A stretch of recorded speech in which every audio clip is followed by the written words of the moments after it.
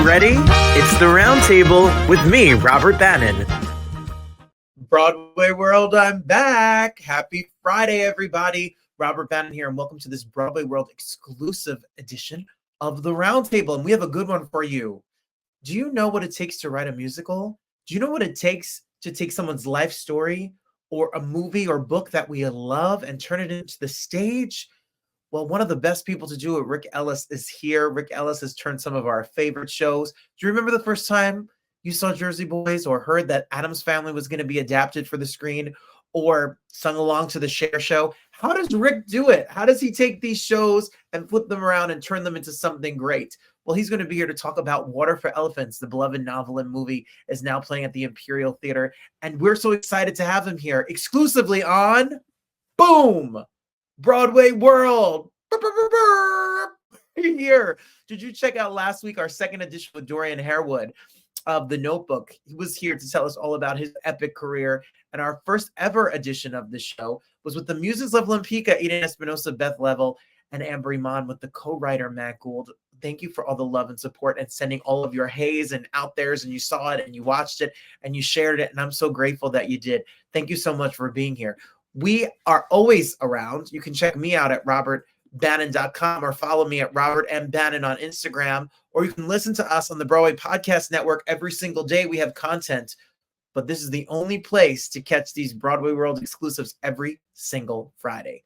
Well, Rick Elice is smart. He's probably too smart to be chatting with this Jersey boy. We're going to find out all about Water for Elephants and what it's like to write a musical with one of the best to do it on the Roundtable. You ready? Here we go. All right, so he's written some of the greatest shows that we've seen. Look, I'm a Jersey boy myself, so I have a lot to say to Rick.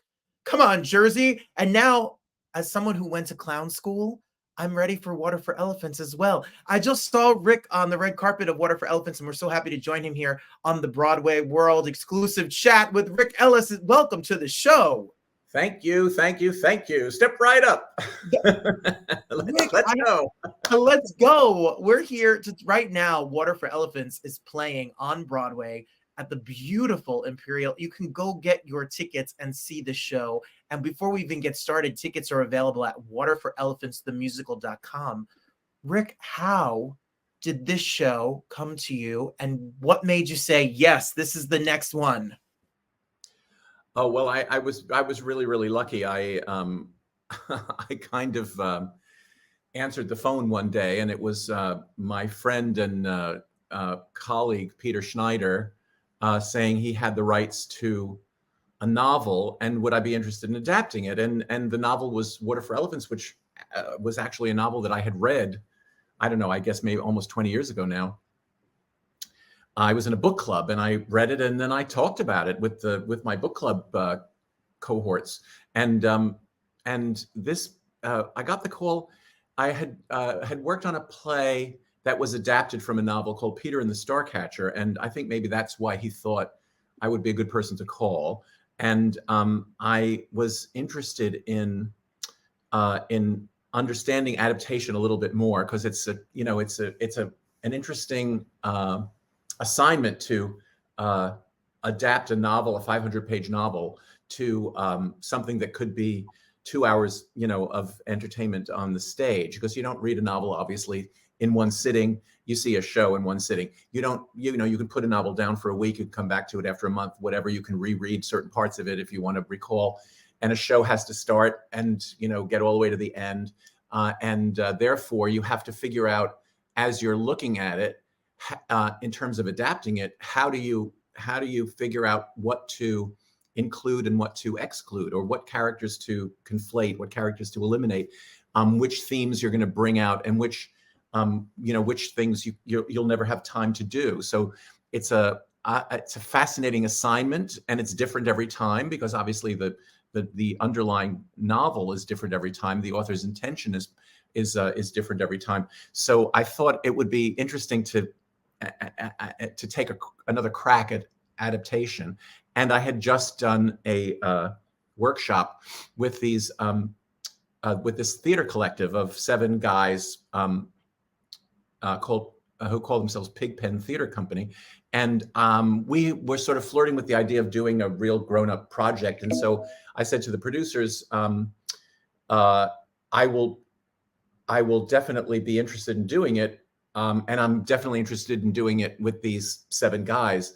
And they said, well, how would that work? It's 8 people, that's a lot of people to collaborate on writing a show. And I said, yeah, I mean, I'm interested in that too. I'd written shows by myself. I'd written shows in collaboration with another book writer. I'd written shows in collaboration with composer lyricists. Sometimes that's one person, sometimes it's 2 people. But this was going to be 8 of us in the room, 8 unruly children in a room, trying to beat out a story and figure out how it would sing, as they say. And I thought that would be an interesting experience too, because while I'm an old man, I'm really only like 20 years old as a writer. So I want to have different kinds of experiences and see if I can not just do the things that are similar to things that I've done before. And I had gone to see the Pigpen guys had done a show called The Old Man and the Old Moon, and I became kind of obsessed with them and their music. And so I was very, very excited when they accepted the challenge of writing. Up to this point, they had only written for themselves to sing and perform, and I lured them with the opportunity to write for women and write for ensemble, write for duos and trios, and write for jazz that would be played with accompanied by a horn section, and because they play guitar and harmonica, basically banjo, string instruments like that, and harmonica and accordion. I'm showing off my mime skills because I went to the Yale Drama School, and luckily for me and for theater goers everywhere, they said yes. And 8 years later, here we are. 8 years later, well, when we were on the red carpet with you the other day, we met the folks of Pigpen, and I asked them, collaboration among so many people, is it always pleasant? Are there discussions? How do you make a final decision? What, in a professional setting where it's art and heart, and it's so vulnerable to be a writer, it's so vulnerable to share lyrics and music. How was it in the room? How did you make choices? How did you whittle things down to tell this story? Well, the novel, it has some major themes, I guess, which are the guideposts for writers, and super interesting characters, which are also handy. I give Sarah Gruen, the author of the novel, all the major props for that. But there are the themes of what she wrote are, let's say, what is family? What is home? Is there life after loss? The title, I think, Water for Elephants, is predicated on a circus sort of in joke, which is it's impossible to carry water for elephants because it would take you the rest of your life, because they drink and drink and drink and drink and drink. Their capacity for drinking is gigantic. So you never want to be the person who carries water for elephants. But for me, that became a metaphor for, not to sound fancy about it, but it became a metaphor for the burden that we carry. And our show was written to be a reminder that burden is more easily carried when it's carried together, and that it's the people who help us with our heavy burdens who are in fact our home. And at the time that I was asked to start on this project, I had also been through some, very personal upheaval, and the loss of my spouse, and dealing with that after 33 years together. And I was very broken and sad, and feeling as if there wasn't much reason to put one foot in front of the other. Those things that survivors tend to think, I guess. And this is a story told by an older man about what happened to him 50 years before, when he was a young man, who suddenly woke up and had lost everything. His family suddenly had were killed in an accident, and the bank repossesses the house, and he has to drop out of school because he has no job. It's the Depression. Everybody's out of work. His whole world is turned upside down, and he jumps, perhaps about to jump under a train. He decides at the last second to jump onto the train, bound for he knows not where. And it turns out to be a circus train. There were many crisscrossing the country in the 20s and 30s and 40s, and it just happens to be a circus train. And because it's a circus train, it changes the trajectory of his life. Then 50 years on, the man who's telling that story, who has lived his entire life, has now just recently suffered the loss of his spouse, and being sort of parked by his kids in an assisted living facility or someplace like that. And, he thinks it's all over for him. And he takes himself to a performance of a small one-ring circus that's coming through town, and stays afterwards and starts chatting to the people who are running the circus. And because he decided that day to not stay at the home, but to pick himself up and go and remind himself of this experience, this life-changing experience that happened to him 50 years before, one particular experience at the circus, he ends up getting another crack, another chance. I think that it seemed to be it was easy to make it very, very personal. It's my long-winded answer to your question. It was very, very personal for me writing this, although of course I've obviously never worked at a circus, but I have my version of it very, very foremost in my mind as we sat down to write this. Well, it is a very heartwarming and touching story, and if you have there's so many themes that throughout this whole entire piece. Jessica Stone and this cast putting it up on its feet. We were speaking before we came on to this about the performers and the life-threatening, literally, circus acts and the amazing art they perform 8 shows a week on the stage. What was it like, either in Atlanta when you were out of town or now on Broadway? What was it like to see this come to life with the actual characters and the actual actors? Well, it's been a bear, because it's not like your ordinary musical. It's yes, of course there are actors playing characters, but there is also a company of circus performers who are engaged in a first-person way in the telling of the story through what they do. There is also a cohort of puppets that portray the animals of the circus, and of course our title character Rosie, and everybody. It's not like having you're the singers and you're the dancers and you're the acrobats and you're the actors and you're the puppeteers, and it's 6 different groups of people. Jess Stone, our director, has done such a wonderful job of sort of field marshaling this production. It's like, it's like not like a sailboat, this show. This is like a battleship of a show. And she has made us into one company where everybody does everything. There's a real feeling of community. And I think the thing that's most special about Water for Elephants, this production, the Jessica Stone production of Water for Elephants, is that the play, the story of the play, and the production of the play, the presentation of the play are in sync.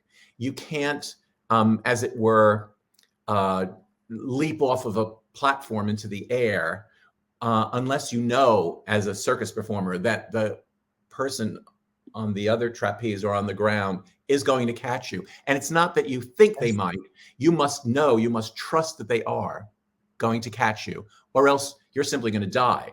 And you only take that leap because you know that that person will catch you. That kind of trust, that kind of community, that sense of being part of something bigger than yourself, is not just what our story is, but it's also what our presentation is, because you are watching people hurling themselves off of, ladders and flying through the air because they know they're going to be caught. So the story and the presentation are beautifully in sync.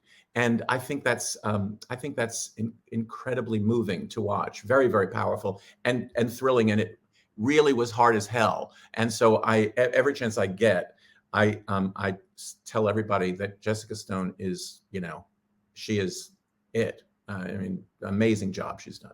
Amazing. It is a tour. These actors are a miracle. They're amazing. These performers are amazing, and it is a edge of your seat with the story and edge of your seat with the circus. And they're also young, and they're so, there's 17 Broadway debuts in this company of 23 people.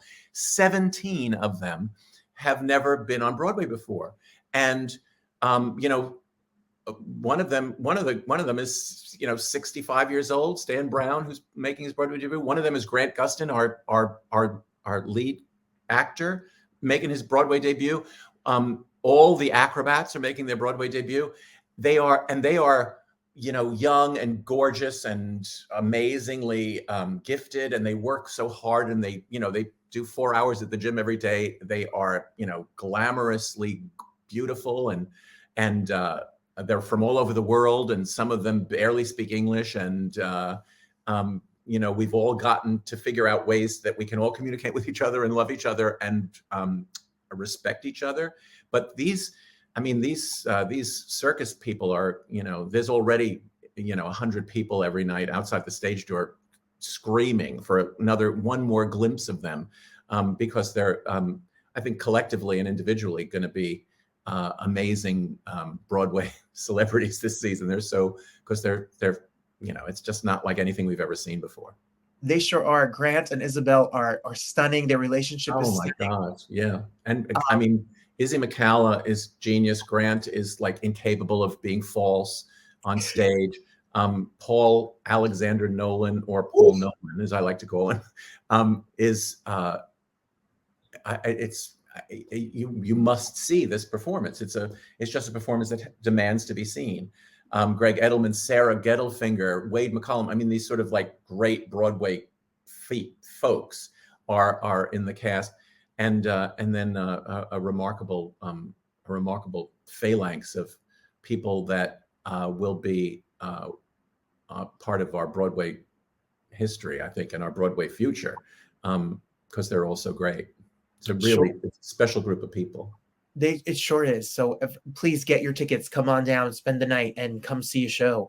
Support art, support this work. You, Rick, have such an interesting story. When I spoke to you with the Jersey Boys over the pandemic, we had a virtual chat, and I didn't even get a chance to really go into your journey to Broadway. Is so unique and so interesting, from New York to Yale as an actor, to teaching at Harvard, to working for Disney and being a publicist, or putting it. What a journey, No, Rick. I was in advertising. I wasn't ever a publicist, but I was creative director at an advertising agency that handled in its day the lion's share of Broadway plays and musicals, as were part of our client list.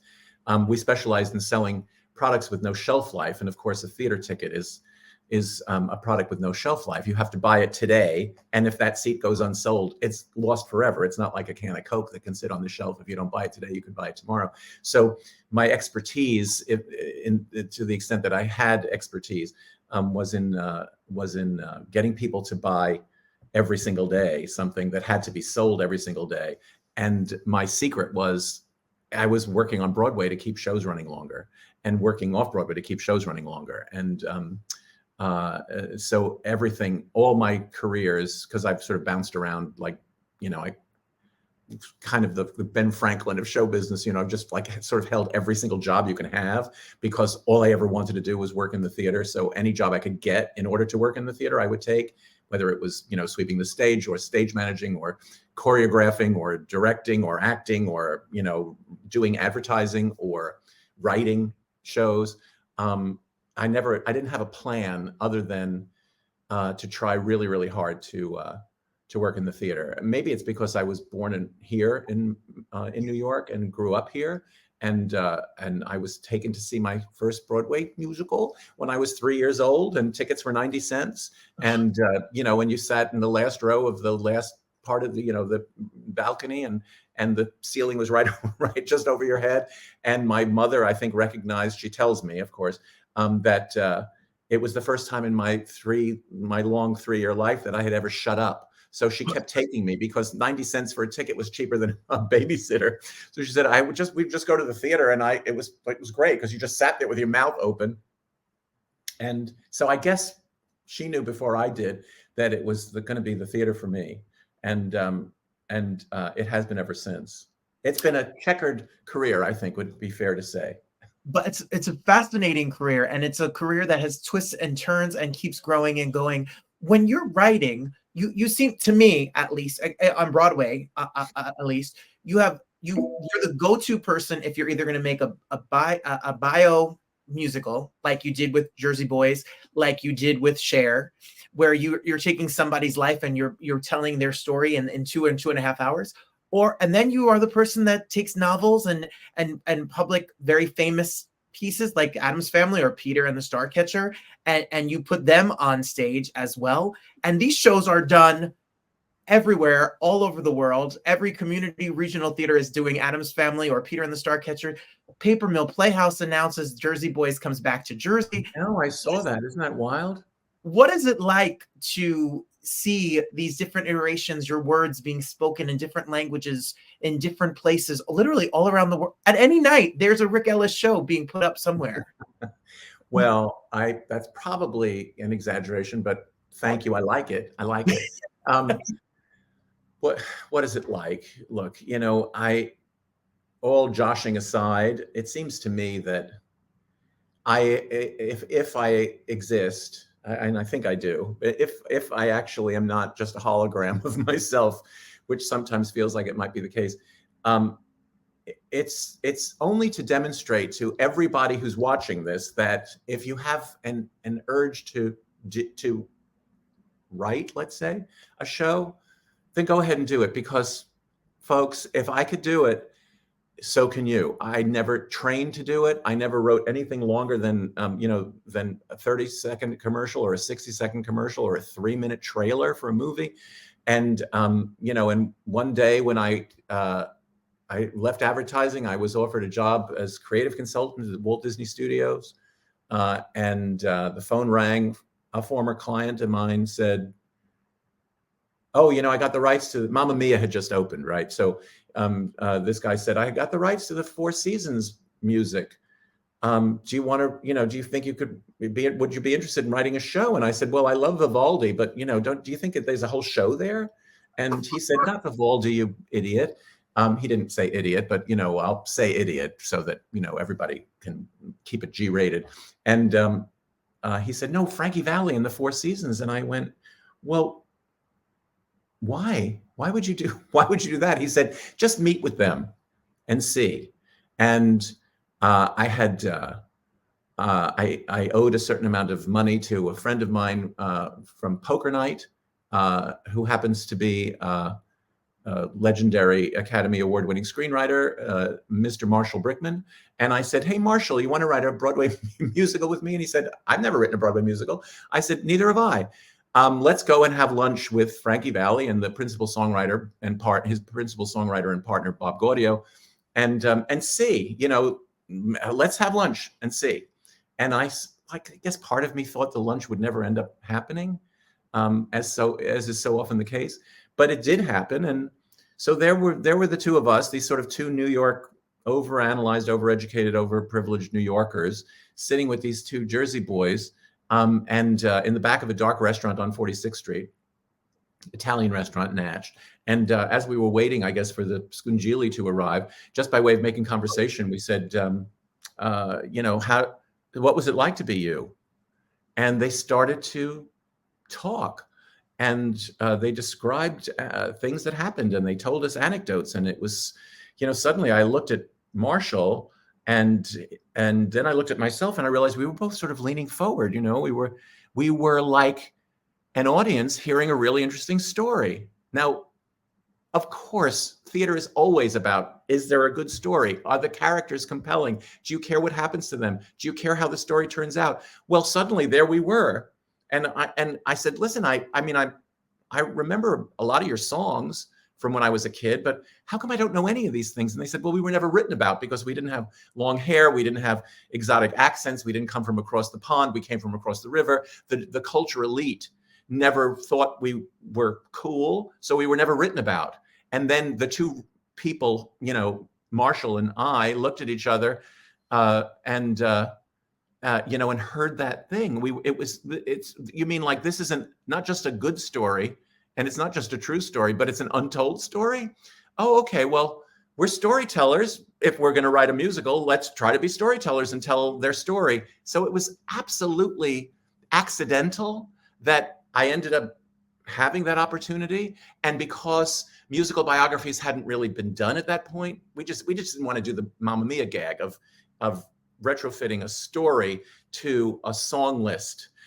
Instead, we treated the Four Seasons songs as sort of milestones along the way of their lives, the path that their lives took. If they'd made automobile tires, we would have had a good story, but it would have been about guys who made tires. This way, it was a good story about a guy who made guys who made songs. So there was a score, and without realizing what we were doing, we made a show, and Des McAnuff directed a show brilliantly that kind of combined the high art of the theater with the low art of pop music from the 60s, and people dug it because it was a story they didn't know either. So I absolutely just backed into it. That's why I say anybody can do it. It's not like I have some special skill, and I don't think I'm a great writer. And there are obviously great writers, but I think I'm a good writer, and I think I'm smart, and I love big ideas, and I love sort of the game of it, the puzzle of figuring out a structure and a conceptual thinking. I really like that a lot, but I know a lot of the people watching this are going to feel the same way. And that's why I say, write a show. Because if I can get one on, anybody can. Oh, write a show. Like I said before, as a Jersey boy who grew up listening to Frankie Valli, I remember going to the August Wilson. I remember the second that Sherry starts, I remember the audience literally cheering like a concert. And I was at a show that Clive Davis was at, and he went into the men's room, and I was in the men's room, and he looked at me at the urinal, and said, "This is a good show." And I said, "Oh, damn, that's it sure is, Mr. Davis."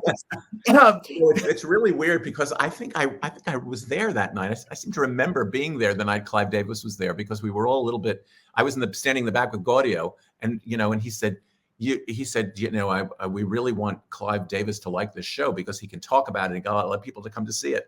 And I thought, Clive Davis is going to come? It was Jersey Boys was a crazy thing, because it was, people thought we were nuts, and then people dug the show and of course loved the songs. So suddenly it became a hot little hit, and it was exciting to be at the theater, because one night the president would be there, and then one night the Senate leader from the other party would be there, and one night Clive Davis would be there, and one night Paul Schaefer would be there, or Diana Ross came one night. It was very, very exciting.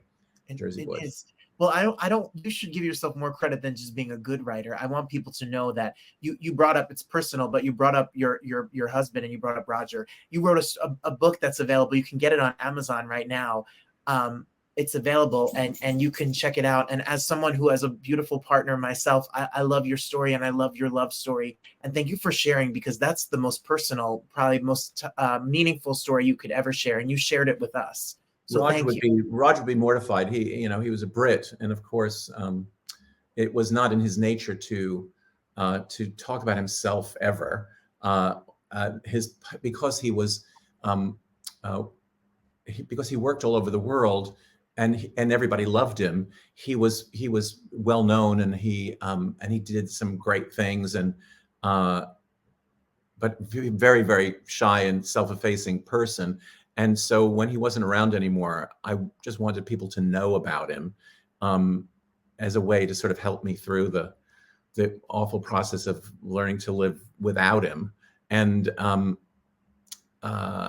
so I'm glad that you responded to the book. It was really just a way for people to have an idea of what he was really like, as opposed to the sort of public face of someone, especially someone from Great Britain, who is, you know, very much a stiff upper lip kind of presenting, you know, keep calm and carry on sort of British subject of the crown, and but who, you know, in real life was, you know, just a lovely guy, great person to spend your life with. I'm very lucky.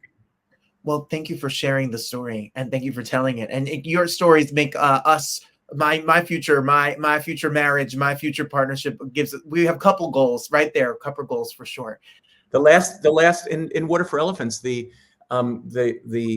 the man who's telling the story, the very end of the play, sort of conjures up one last image of his wife, and remembering the last moment that he had with her, and he says, oh, she put her hand on my face, and she said, and then Isabel says, aren't we lucky? And those were the last three words that Roger said to me, and that's why they're in the play. You know, it's also kind of wonderful to be able to share something that personal with with 1,400 people every night. They'll never know how personal it is, but to be able to put that in there as something that is meaningful, really only to me and the people in my family that were there at that moment, is very special. And another beautiful thing about being able to craft the theater, as opposed to just going to see it, is a real privilege when you can make it personal.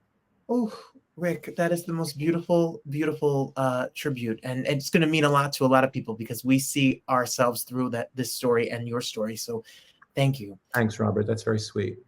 You have all sorts of rumors about things that are to come. I'm sure you're not done writing, Rick. I'm sure there's shows and movies and original works and things that may be coming down the pike. Well, I don't usually do these on-camera things because if people see what I look like, I might actually lose some of this work. But I am engaged, as they say, on a couple of other things that are exciting to me and different, and working with people who are extraordinary. One of them actually will be directed by Jessica Stone. One will be directed by Susan Stroman, and one will be directed by Alex Timbers, the great Alex Timbers, and who co-directed Peter and the Starcatcher with Roger Rees. And I should probably just leave that there, because I don't want to talk about things out of turn. Sure. They don't like it. They don't. There are people who want to manage how things are talked about. So I probably should just shut up. But yeah, I'll be busy for a while. So if you want to come over, we can have a cup of coffee, and I'm always sitting here at my little desk. I'll bring you a sandwich and a cup of coffee, and great. I have to make sure that Rick is watered and fed so he can keep making the art that we love so much. I love it. I love it. Come on over. I got a piano. I got a couple of comfortable chairs, and and we can sit and talk about the theater till the cows come home. That would be my pleasure. And it's my pleasure to have you here. Thank you for sharing this afternoon with us on Broadway World. Thank you for creating art. Thank you for putting these stories that have given so much joy to, I saw Jersey Boys with my family. I saw Water for Elephants with my best friend. You give us nights out. You give us a community and camaraderie, and we get to go out and have a purpose to share some time together with people we love. And that's as holy as you can possibly be. So thank you so much. You're very, very kind, and I'm very, very grateful. Thanks, Robert. Go get your tickets, waterforelephants.themusical.com. Go check it out. Imperial Theater, 45th Street. How fantastic is he? How beautiful is Rick Elice? How beautiful is his story? And anyone could do it. Broadway World, If you're here on Broadway World, that means you have a little artistic bug in you. So get on up and do something, write something, sing something, dance a little something, and join us every single Friday right here on Broadway World. My name is Robert Bannon. I thank you so much for being here. I always like to say there is more good than there is bad. There's more love than there is hate, and the best is always yet to come. So until next time, I hope to see you here next Friday and see me every single day somewhere. Enjoy some art. Go support Broadway. Go support Off-Broadway. Go support regional theater. Go support your local community theater and show some love today to the actors and artists and performers and creatives that put it up. Till next time, bye everybody.